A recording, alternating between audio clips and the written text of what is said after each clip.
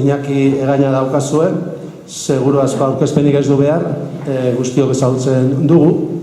Berak 50 liburutik gora idatzi ditu, eta hoien artean idatzi ditu gai honen inguruko zenbait.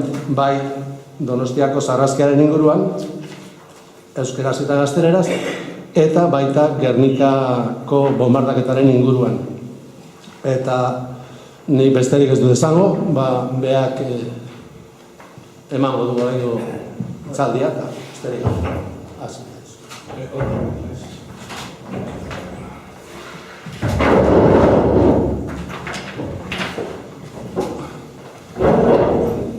Bueno, urteak aurrera joan, baina hala ere hemen ikusten gera, urtero, ez dakit zenbat garren urtea izan daitekela, 6garrena, 7garrena. Hala ere, eskertzen dizuet harrera eta bereziki berotasuna, ez? Horrek indarra, niri behintzat indarra ematen dite segitzeko idazten, ikertzen, eta, hain zuzen ere, hitzaldiaren izenburua egia zabaltzen. Badakite egia askotan subjektiboa izan daitekela, baina Bergaminek esaten zuen bezala, ez? Subjektoa garenez, gaztelaniaz esaten zuen. Gurea subjektiboa da, eta objektuak direnak objektibotasuna aldarrikatzen dute. Gu subjektuak era, beraz, subjektibitatea aldarrikatzen dugu, baina neurri batean ere zutabeak jartzen ditugu egia zabaltzeko.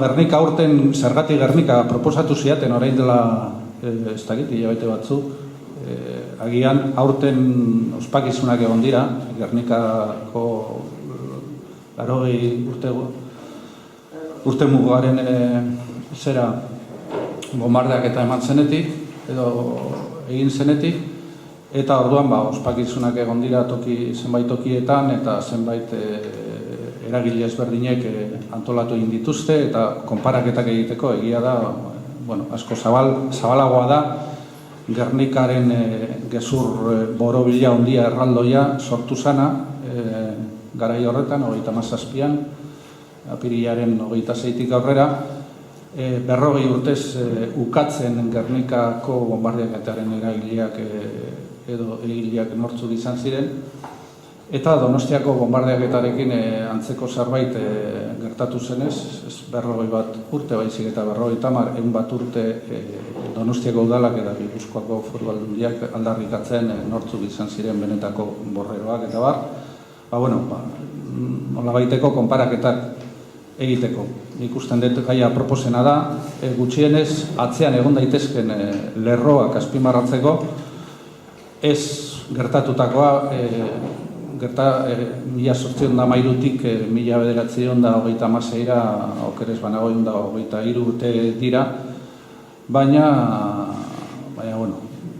ikusten dut aldarrikapenak eta lerroak, gezurraren lerroak errepikatzen dira etengabe mendetan zehar. Adibide batzuk baditugu, gero adibide horietako batzuk aipatuko ditut, eta ziur aski zuetako gehienek buruan izango dituzu. Orain dela gai horrekin jarraituz edo filosofia honekin jarraituz, orain dela 3-4 urte, nire lagun batekin, italiar batekin, Giovanni Jacopuzzi egin, azken urtetako Euskal Gatazkaren hildoak nabarmentzeko argitaratu genuen, argitara eman genion liburu bati, hain zuzen ere,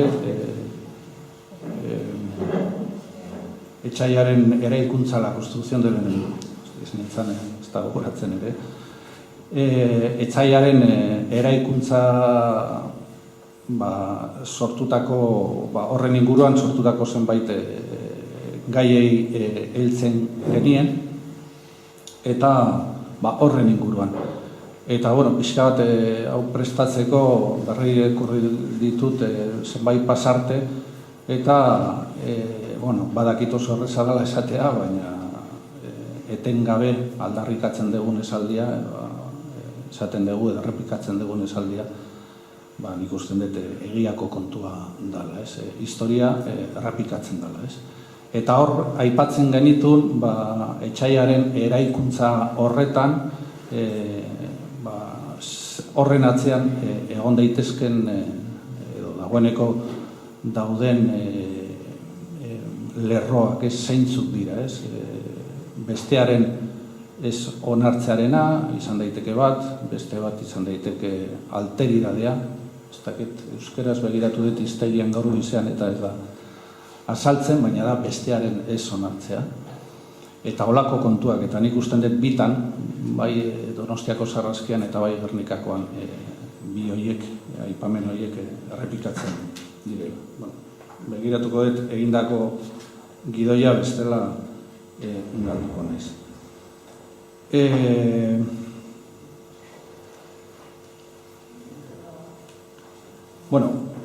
Gure historiaren adibide asko daude, lehen aipatu duan bezala, gure historiaren adibideak eta azken urtetako adibide batzuk aipatuko dizkizut, gero gaia sartuko naiz bitan, zera Donostiako Sarraskiaren gezurraren zabaltzearen hildoetan eta bai Gernikakoan. Baina esate baterako, orain dela 5 bat urte Nafarroko konkistaren 500 urte urrenaren ospakizunak edo gogorapenak egin zituztenean, bi motako kontakizunen aurrean egon ginen, hain zuzen ere alde batetik, herritar taldeak eta historiadore gehienek sortu zituzten ekimenak eta historiaren lerroak eta pasarteak aldarrikatzen zituztenak, eta beste aldetikan nolabaiteko egiaren ofiziala edo gaur egun estatu batetarako izan ziteken egia ofiziala. Hain zuzen ere, konkista esala egon, eta bar, baizik eta akordio bat, eta bar. Aldez aurretik ere antzeko zerbait eman zen, Amerikako konkistaren 500. Urtemugan ere, kulturaren arteko adostasunaren lelopean ospakizunak eman zirenean eta nolabait eskutatzen zutela benetako edo egontzan garaiko konkistan. Frankismoaren irakurketarekin ere antzeko zerbait, azken urtetan irakurri ditugunak, edo atzera jota beste adibideak.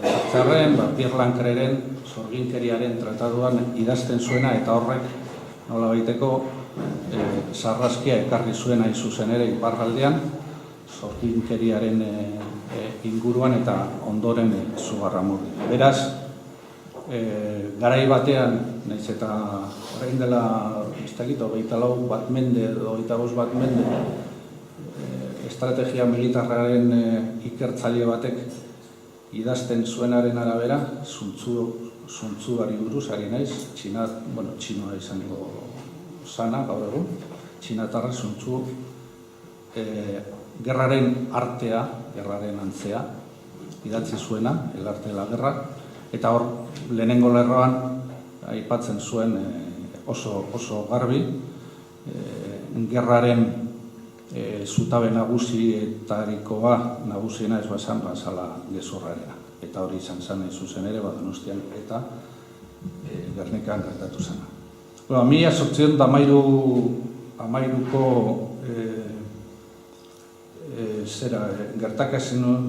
gertatutako buruz, nik usten dut gauza berri esateko, azken 5-6 urtetan esan duguna, gogoratu besterik ez, gezurraren zutabe nagusia izan zala, hain zuzen ere, egilearen ospea alde batetik, Arthur Wellesley, Wellington dukea, berak idatzitakoaren lehenengo idatzietan sustatutako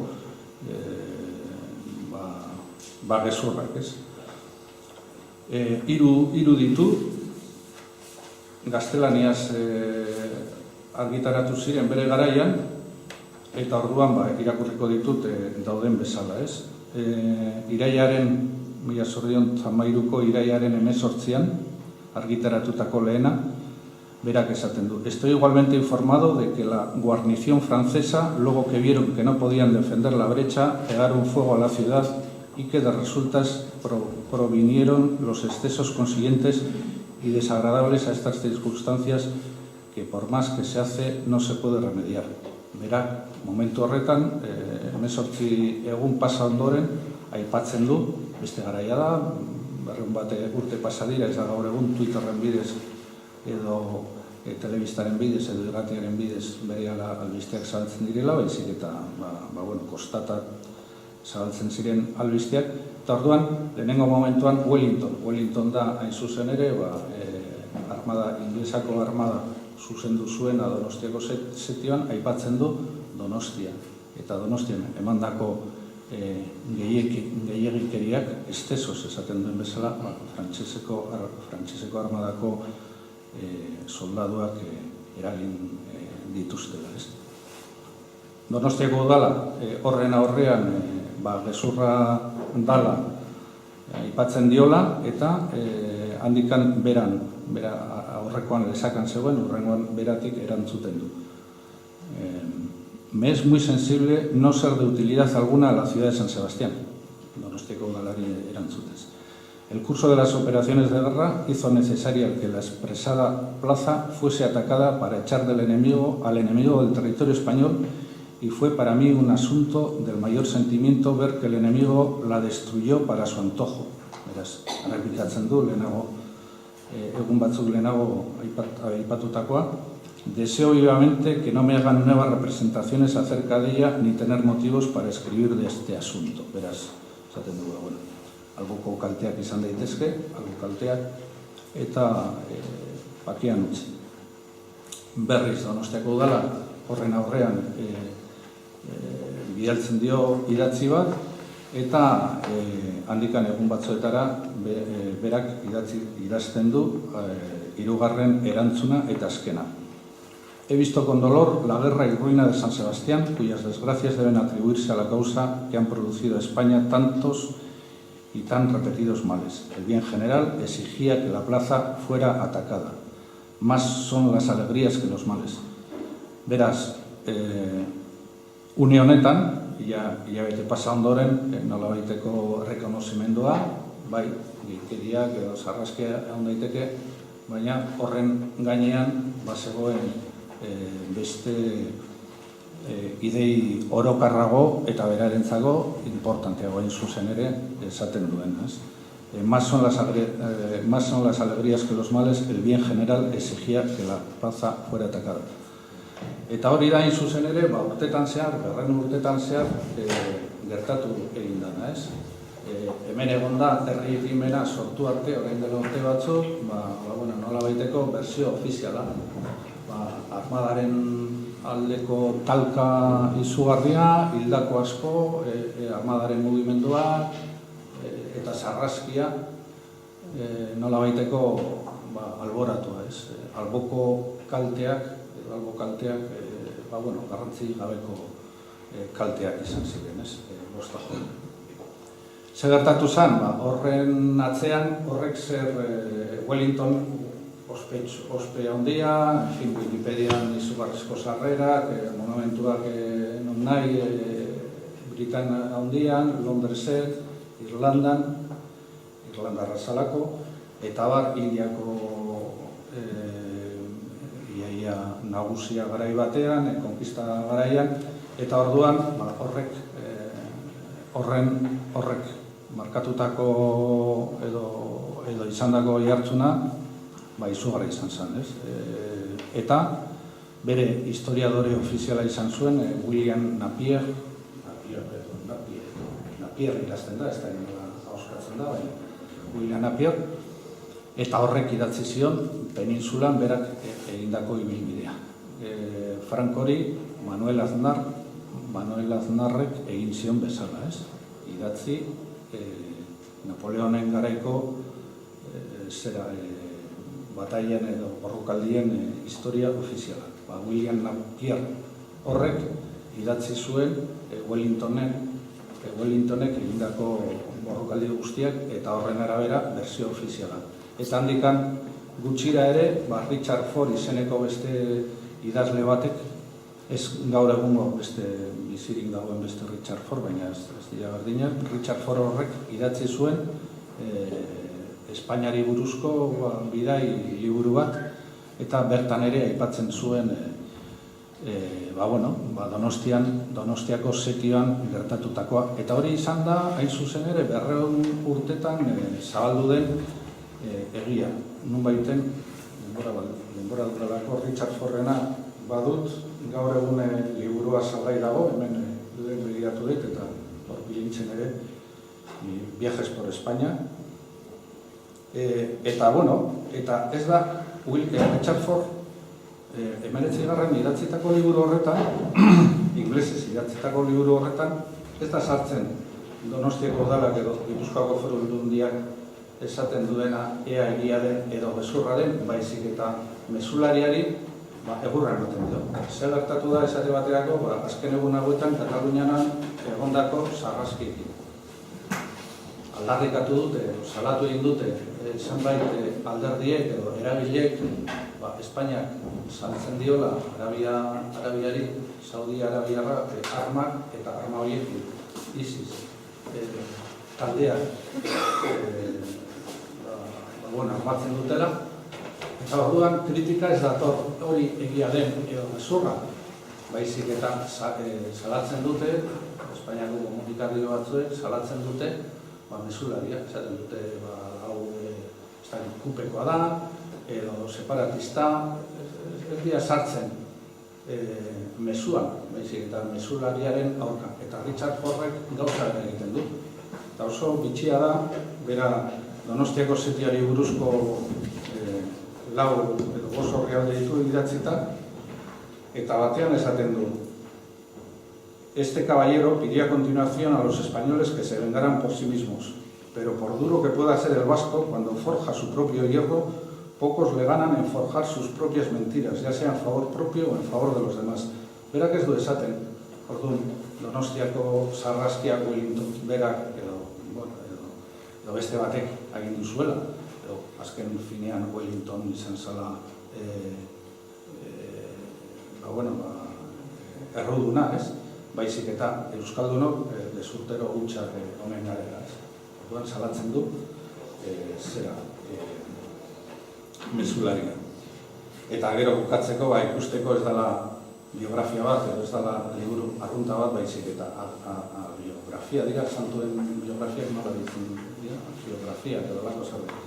Bukatzeko, Donostiako setioa, hau da, en fin, Parregurea, 200 urte eta gero Parregure esan daiteke, nuestro general, Wellington, como Escipión, lloró ante las ciudades incendiadas. Y porque no se alegraba como Nerón ante la belleza del fuego, Monsieur Foy les acusa a él y a sus soldados de una dura insensibilidad ante la sublimidad de la destrucción, abandonando estos tristes escenarios, mentiras y difamaciones, y tomando la carretera de Zumaya. En fin, ikusten dezute, gutxi gora bera gertatu dena.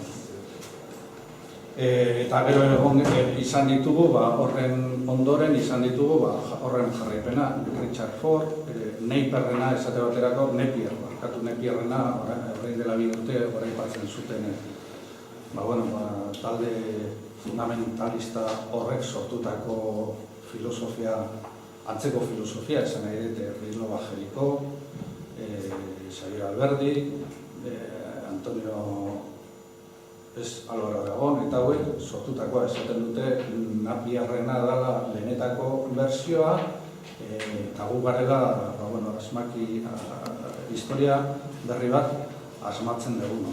Eta hain zuzen ere oso bitxia da, gaur egun Donostiako sarraskiari buruz Wikipedian 5 hizkuntza ezberdinetan daude sarrera. Inglesez eta inglesez.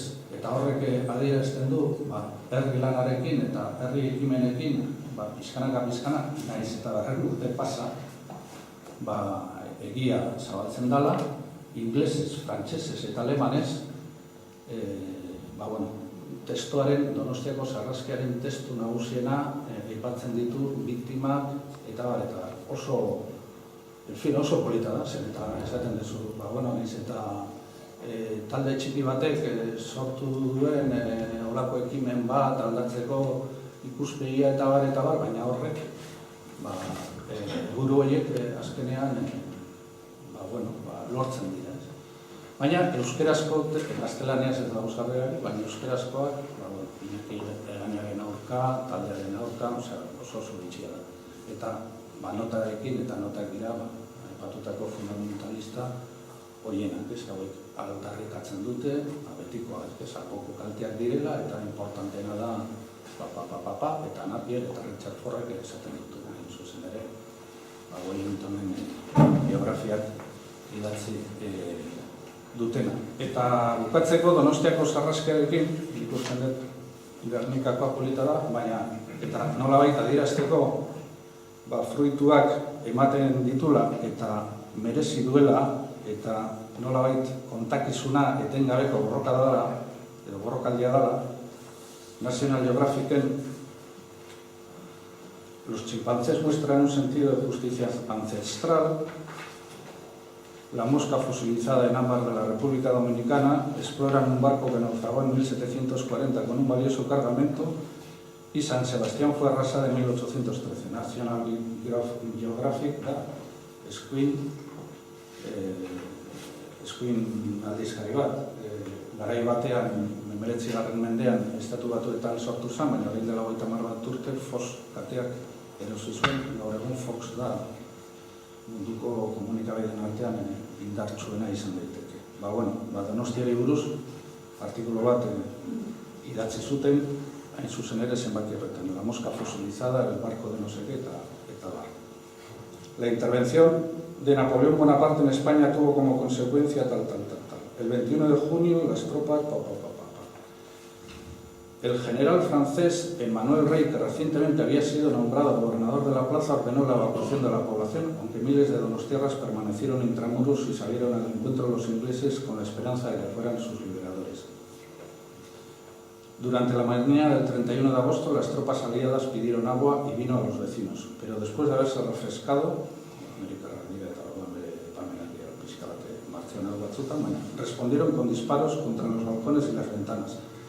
Los soldados ingleses y portugueses estaban dispuestos a pasar a cuchillo a todos los habitantes y arrasar la ciudad.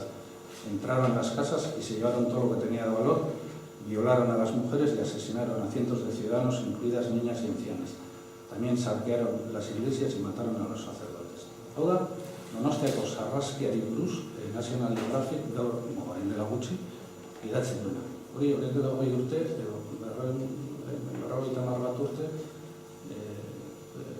ezinezkoa izan zen. Esan nahi dut, bere egia, bere ibilbidea, bere bidea badu, eta etengabeko kontua da. Gauza bera gertatu zen, eta horrek posten du, esaten duzu, zuentzako bereziki, olako ekitaldiak antolatzen dituzuen txako, ez. Badakigu, estatu batuetan ez dira askotan gauzak enteratzen, gauza batzuetaz enteratzen, baina gutxienez olako idatziak irakurtzen desunean, Gernikan konparatzeko eta parekotasunari buruz edo, naiz eta 123 urte bien arteko urteak pasa, gertakarien urtea pasa, baina, lehen Jesusekin aritu naiz hizketan eta Gernikari buruz idatzi dira, ez dakit, ez dut uste 100 liburu, baina ia bat 100 liburu. Orain dela hilabete batzuk argitaratu da azkena, Xabier Irujok egindakoa, Manuel Irujoren anaiaren iloba, eta estatu batuetan bizi da Xabier Irujo, eta nik uste dut merezi duela. Gezurra irudiarren, baina gaur egun 21. mendean horregitan gauza horriak esateko egon badaude eta interpretatzeko, ez. Hori esan da, lau kazetari, Gernikako bombardaketari buruz ikusten dut oso ezaguna dana da, Alemaniako Luftwaffeko abioiak Henkelek bombardatu egin zutela hiria edo herria, 1937ko apirilaren 20 azoka 26an, azoka eguna zala, esan helburu militarra, baizik eta, non baiten, nire ustez molak erabaki zuela bertan Gernika bombardatu behar zala, Xabier Irujok esaten duenaren arabera, izan daiteke mola arduraduna, baina Francoren azken sinadura behar zuela, eta Franco garai horretan dana kontrolatzen zuela. Ez dago frogatuta, baina molaren bilera eta hori erabakitzeko testigantza jaso genitu bere garaian, eta hori egiaztatu daitekela, edo dezakekula dudari gabe. Hala ere, eta horrela idazten da historia, garai horretako espedienteak artxibo militar batean egon behar ziren, hain zuzen ere, Gernikako bombardaketarenak Toledoko artxibo militar batean, egon nintzen orain dela 25 urte dola, eta nahiz eta katalogoan azaldu, gero paperak falta dira, norbaitek lapurtu egin ditu. Horrela idazten da ere, historia ez dakit nork esaten zuen, faltatzen denarekin ere historia idazten dara. Lau kazetari bakarrik ikusi zituzten, ikusi zuten Gernikako bombardaketa, horietako 3 eskuindarrek, The Times, Daily Express eta ez dakit, bestea zein zan.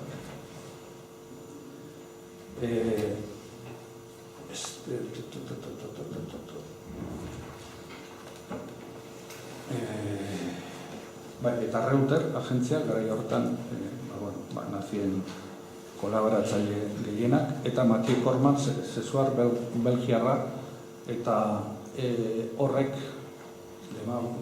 gaur egun esango genuke, kazetari eskartiar bakarra. Hala ere, hori hartzun izugarri izan zuen Estirrek idatzi zuena, The Times egunkarian, eta horrek ekarriko luke, edo ekarri zuen bere garaian nola baiteko abiadura, ez? Hasieratik ukatu egin zuten.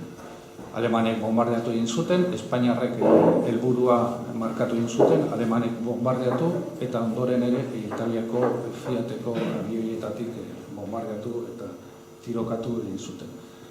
Gaur egun ez dakigu zenbat hildakoak egon ziren, garai batean Jaurlaritzak aipatu zituen 1656, guk bere garaian egin genuen ikerketa bat eta bertako erregistro zibilean 250 bat azaltzen ziren.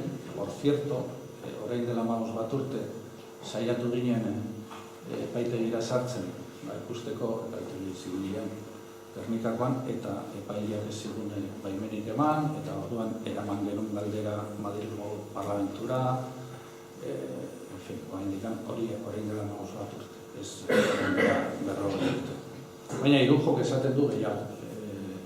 Gordeleku batean bakarrik, 800 bat hildako, handikan gainera hilabete dira Bilbo frankisten esku erori zala eta hori da kontua ikusi duguna, edo entzun duguna, edo irakurri duguna, eta orain dela gutxi egindako filmari esker nik usten dut desinformazioa area botzen dela, oso filma txarra dalako.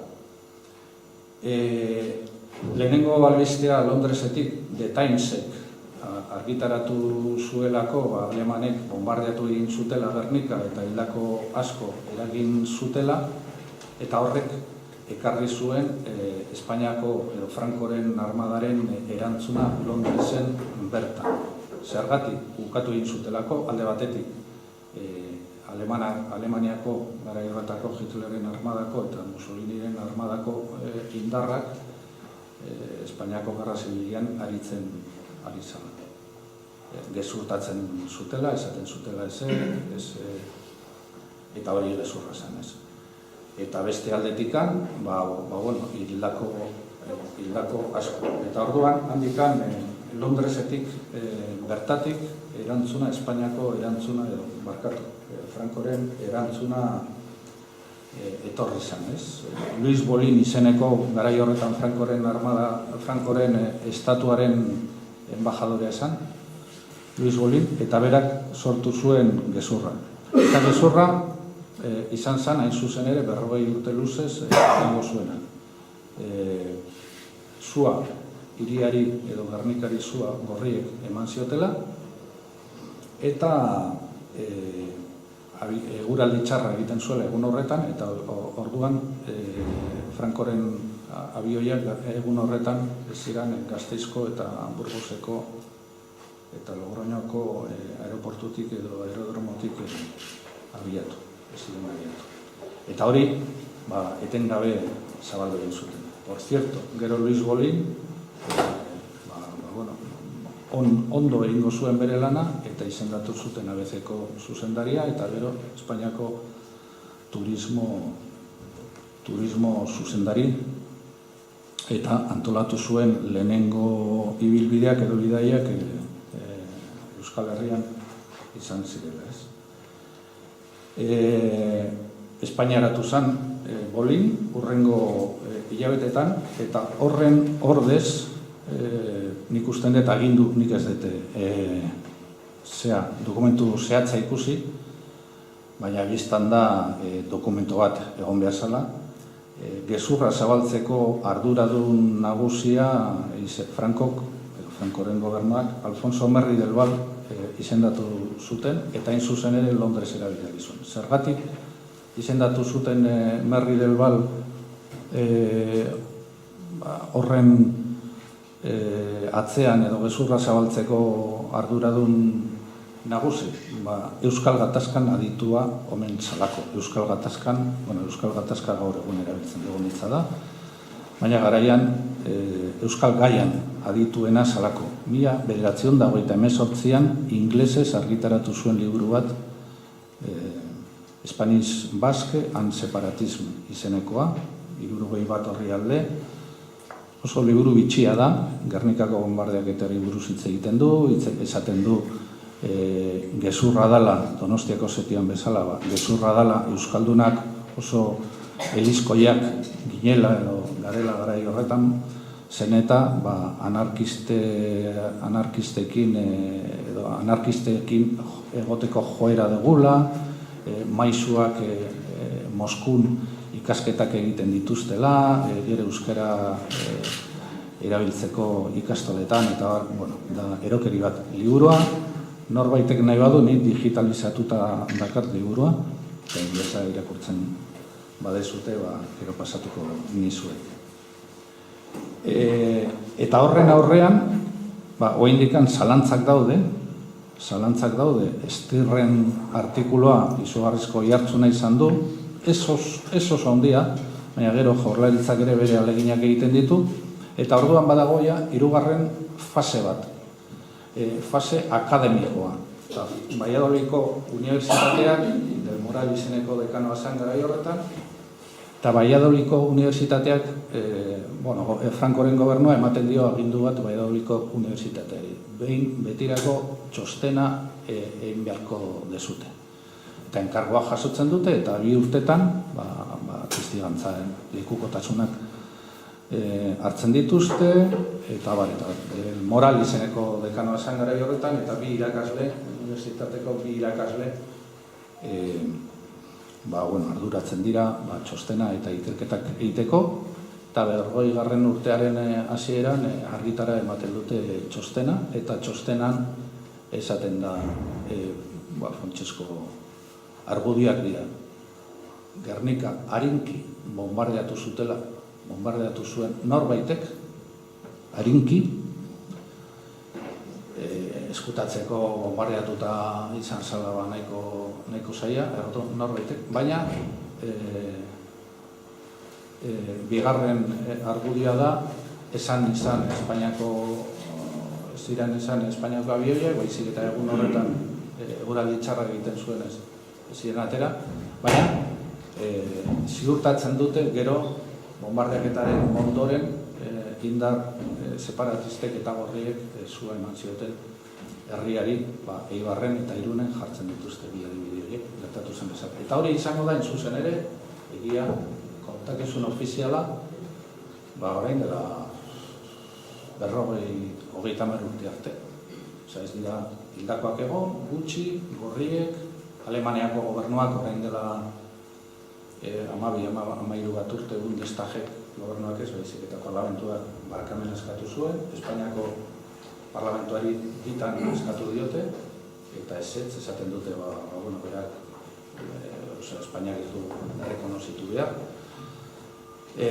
Beste garaia sala eta bar, segitu segurazki ezagutzen duzute baina hori da, Valladolidko unibertsitateak, akademikoak, titulu asko zituzten, onartutako egia.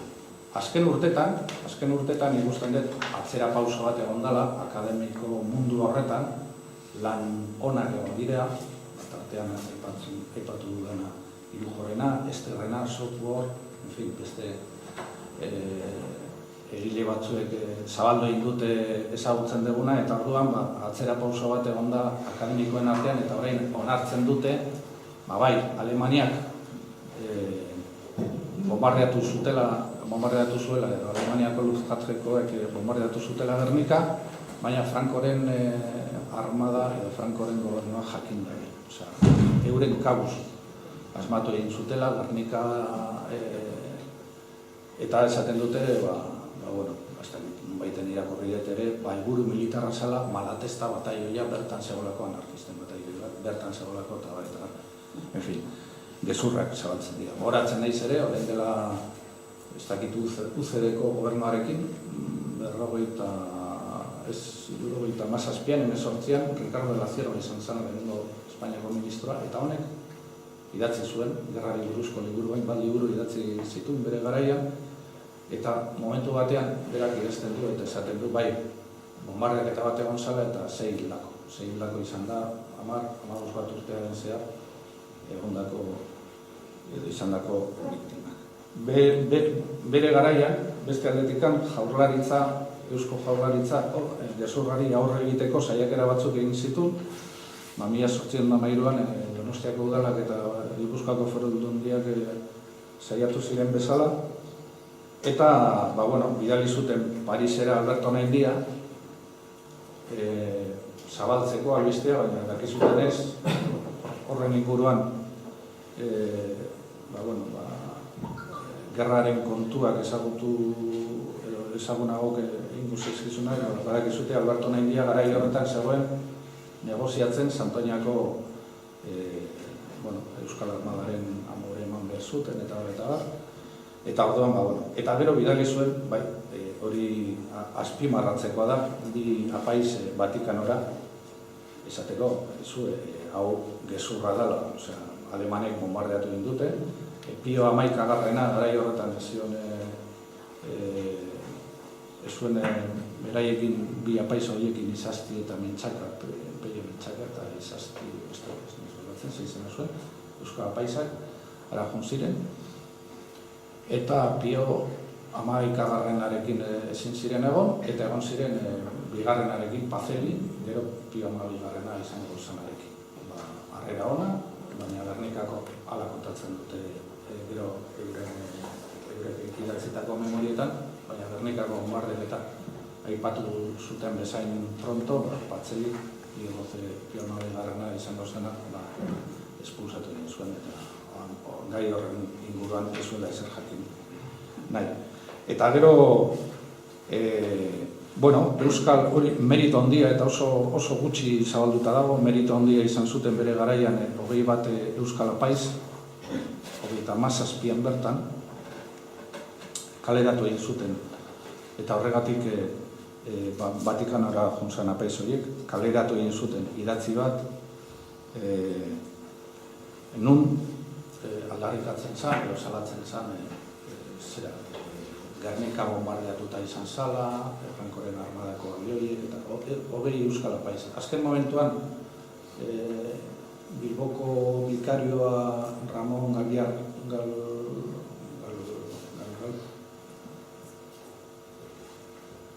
Galbarriatu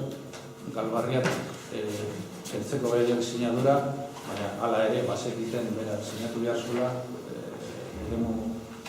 konzentraziozko eremu batera atxilutu egin zuten, konzentraziozko eremu batera Santa Domingo de la Calzada eraman zuten, eta bertan izan. Jaurlaritzak egin zuen berea, gerra galdu, gero bigarren munduko gerra piztu egin zen, Eta, bueno, hor daude François Moriak eta beste katoliko batzuek Frantzian egindakoa, baita ere Kompaniz eta Generalitatek kanpoan egin zuten salaketak eta bar, Gernikari buruzko Picassok egindako kuadroa ere nik usten dut lagundu zuela, horrek asko lagundu zuela, eta bueno, gero ez interbentzio komitean ere nolabaiteko interbentzio batzuk egon ziren, baina Gernikako gaia beti tabu izan zen. Horre eragile batzuk gaia ateratzen zituzten edo ateratzen zuten bakoitzean, Alemaniako, Italiako eta Portugaletoko betoa. 40 urtetan zehar, hemen gaudenok jakin badakigu frankismoaren garaian zertan ari ziren eta ze kontatzen zuten, baina gazte batzuk ikusten ditut, eta ipatuko, pixkan luzea da, baina nik ikusten dut merezi dutena. Garai horretako artikulu pila daude eta gaur egun gainera konsultatzea sortza da, baina zabaldu egin dana, hau da, ez dakit eguna, bombardaketa eta bi astera argitarratutako artikulu bat, Baskos Españoles saberlo, gaztelaniaz da, 5 minutoko kontua da, baina nik usten dut merezi dut. Miente canallescamente ese mandarín de la República de Euskadi, izenburua. Ese mandarín es Agirre Lehendakaria. Nuestra visión, que respeta lo que es de España, no ha bombardeado la ciudad de Gernika. No es la primera vez que miente Agirre, mandarín de la República de Euskadi. Agirre ha declarado hoy que la aviación extranjera al servicio de la España nacional ha bombardeado la ciudad de Gernika y la ha incendiado para herir a los vascos de lo más profundo de sus sentimientos. Miente Agirre, miente él y lo sabe. En primer término, no hay aviación alemana ni extranjera en la España nacional. Hay la aviación española, la noble y heroica aviación española que tiene que luchar constantemente con los aparatos rojos que son rusos y franceses y que conducen aviadores extranjeros. En segundo lugar, Gernika no ha sido incendiada por nosotros. La España de Franco no incendia. La tía incendiaria es un monopolio de los que incendiaron Irún, de los que han incendiado Eibar, de los que trataron de quemar vivos a los defensores del Alcázar de Toledo. Si no supiéramos que Agirre sabe que miente como lo que es, como un delincuente común, le recordaríamos que entre los que combaten en el frente de Vizcaya junto a los gudaris están los mineros asturianos, profesionales de la destrucción por la llama y la gasolina y la dinamita. Bárbaros de honor de las violencias marxistas con cuya colaboración ha querido Agirre mantenerse como reyezuelo. No solo por ser Gernika, nosotros hemos respetado Gernika. La hemos respetado vascos de buena fe, como respetamos todo lo que es España y lo que ha de ser para siempre dentro y de muy poco la España nueva y única de verdad. El ejército de Franco no incendia. El ejército de Franco conquista con las armas lealmente y reconstruye su patria. Son las hordas rojas las que destruyen porque saben que España no será nunca suya y porque se ven barridas porque gozan con el dolor de las ruinas que van dejando a la espalda. El País Vasco sabe que nosotros respetamos y respetaremos sus tradiciones. El país debe saber que para nosotros es un pedazo más de España que amamos. Queremos ahorrarle los horrores de la guerra y en nuestro avance inexorable, fuerte y seguro, rápido, hemos tratado de evitar siempre que lo que nos tienen culpa sufran. Lo hemos demostrado siempre. Recientemente nuestra aviación pudo ametrallar sin piedad a los milicianos rojos que huían vergonzosamente hacia Bilbao por la carretera de Durango, sembrándoles de mantas, de fusiles y de cartucheras, pero no lo hizo. Y no lo hizo por respetar a la población civil evacuada a la fuerza en la que se mezclaban los fugitivos. Y no lo hizo porque es española y no rusa. Hori gezurra da, gero tirokatu egin zuten Bilbotik, Santanderrera ihes egin zuten guztiei. Miente canallescamente Agirre porque nuestra aviación por el mal tiempo reinante no pudo volar ayer y por consiguiente mal ha podido bombardear Gernika. Sería a ver esta circunstancia y ella demuestra la falsedad de sus viles palabras y de sus repugnantes actos. Miente con el único fin de sostener orgullosamente el error de haber mezclado al País Vasco, culto católico y noble, en ese contubernio rojo, en esa mezcla tenebrosa de asesinos que ha sido y es el movimiento marxista. Vascos rendidos, de poner las armas, entregarnos a la justicia de Franco, que es serena y noble.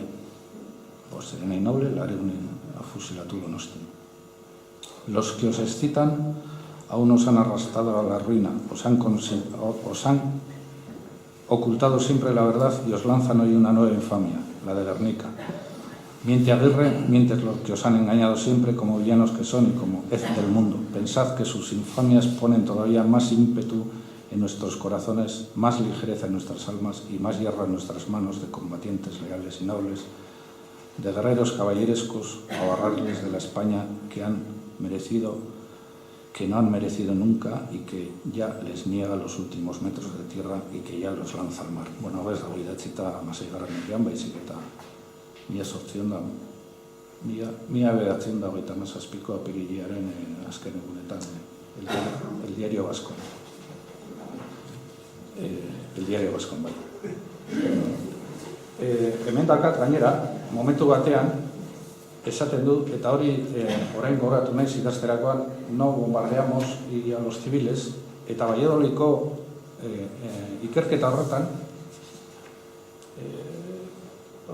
ez que saldi oso esanguratsua da, eta puntatu dut baita. Bai, Salamakako Radio Nacional 1938, bai, 1938 otsailaren 6an, irratsaioan eta Valladolidko txosten horretan aipatzen dute. Ez dugu biztanleria zibila bombardeatu nahi. Espainiarrei egiten diegun minak min ematen digu, baina gure sentimenduzko joerak, baina aurreragoko betebeharrak badaude. Hau, ematen du Wellingtonek esandakoaren kopiari pegar, dala. Osea, Wellingtonek gauza bera esaten du, 123 urte lehenago. Nola esan, Wellingtona, el bien general exigía que la plaza fuera atacada, más son las alegrías que los males. Bueno, en fin, horregatik aipatzen nuen hasieran. Zer gertatu da Gernikan? Etengabeko lehen aipatu duena, etengabeko kontakizunaren inguruan, etengabeko borrokaldia. Amaitzeko, adibide batzuk ekarri ditut, eta nik usten dut mito bat izan dela Gernika, eta horren inguruan ere sortutako gezurra, emandako dana, ez? Eta mitoen bidez nortasun kolektiboaren zutabea. Nolabaiteko aldarrikatzeko euskal gaia, edo nik ausartuko nintzake euskal edo gatazka aipatzeko, ez? Eta orduan Espainiak erabili du, eta mitoa bada, baita ere Euskal Herriak erabili du, eta gaur egun, 2017an ere, erabiltzen ari dira, ez dakit, kaje de bolillos esaten den bezala, edo neko behartua, akaso, nik hori hona betez, konparaketak egiteko, Donostiako eta Gernikakoa. Baina, aipatzen duena, ez? Espainiak erabili du mito ezala, eta adibide batzu jarri ditut. Garai horretan, dakizutenez, Gernika bombardeatuta, suntxituta, iai etxe guztiak deseginda, baina etxe batzuk ez. Esate baterako, unzeta, fabriken armak, eta bar. Baina garai horretan, euskal gaiaren liburutegi onena, etxe garaiena, zuzen ere, Gernikan zegoen, eta bombardaketaren bombardaketari esker, edo zoritxarrez, galdu egin zela. Lauaseta, kasetari bati, gogoratu beharko genuke, kaseta berri bati erakutsi behar ziola Gernikako bombardaketa, Lauaseta atxilotu zuten Gernikatik oso gertu, eta handikan gutxira, Esteban Urkiaga, euskal idazlea, eta poeta eta bar, handikan gutxira, afusilatu egin zuten Gasteizen. Zergatik, erakutsi nahi ziolako kasetari batik, Belgikako kasetari bati egin zuzen, baina eskuindarra zana, bombardaketa. Betidanik mantendu egin dute gorriek eta separatistek, beti frankismoren garaian hitz bakarra, rojo separatistas, erabiltzen zuten, iesean Gernika erretzen dutela, ez? Gernika, 1928an, Gernikako arbolarekin, aipatu behar dut ere, falangistek estandatu nahi zuten arbola, lergailu bat jarri nahi zuten estanda egiteko, eta karlistek, azken finean karlistek ere errebinkatzen zuten Gernikako arbola, ukatu egin eta orduan salbu sortatu zen. Baina bertako udalak 1938an Zuhaitzaren egurren zati batekin gurutze bat oparitu zioten Frankoari. Lehenengo falangeko emakumeen konseilua Gernikan egin zen. 1946an Gernikako udalak martxoaren 14an hain zuzen ere Franco Gernikako seme kultuna izendatu zuten.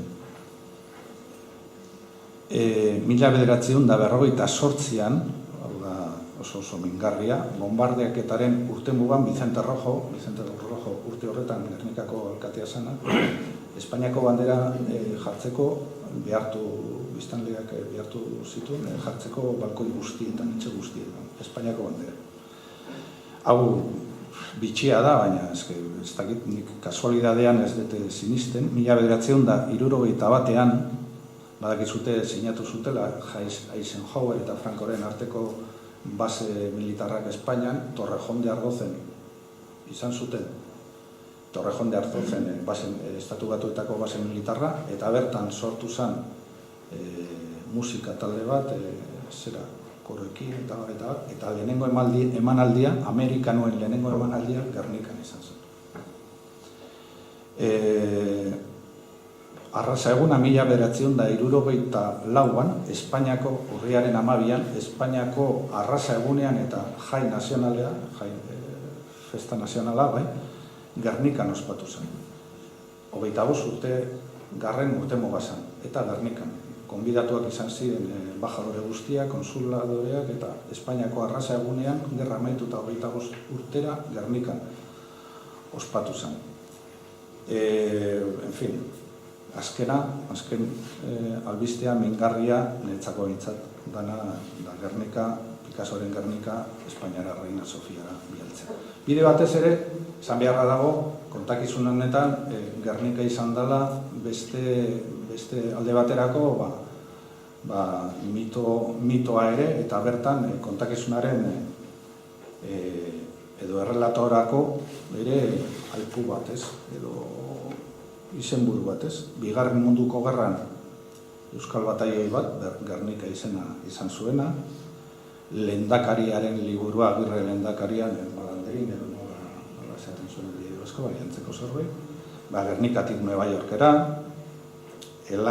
Alai dantza taldea, Europa izari bilizana, eta Amerikan ere Gernikako zan, Joseba Losiren Francoren hemen Donostian anoetan mundu pilota txapelketetan ere bere buruaz beste eta idazten du liburua eta Gernika izenekoa. Leizaolaren lehendakariaren urrengoa Agirre hil zenean, Agirreren ondoren erbesteko, Jaurlaritzaren erbesteko urrengo presidentea Donostiarra Leizaola. Lehenengo bidei klandestinoa argazkiek egiteko Gernikara egiten du. Ez dakit, olako lehenengo hegoaldean egiten den lehenengo aberri eguna 1964an ere Gernikan egiten da. 1965an etak hiltzen duen lehenengo torturatzailea, Melito González izaten da Donostian, baina bigarrena Gernikan da. En fin, Gernika izan du beti kontakizunaren inguruan izan da talka egiteko tokia, ez dakit. Nik usten dut gutxi gora bera, ordubeteko kontua, nahikoa, ez. Hauek izan daitezke azpimarratzeko etxaiaren eraikuntzan, kontakizunaren eraikuntzan, eta egon daitezke elemento nagusienak. Oso bitxia da konparaketa, nahiz eta badakit batzutan behartuak edo, baina Wellingtonek esaten zuena bere garaian, eta Valladolidko Unibertsitateak Gernikari buruz esaten zuen. Nolabait, konparatzeko eta bukatzeko lotura eukitzeko bi bigai horren inguruan.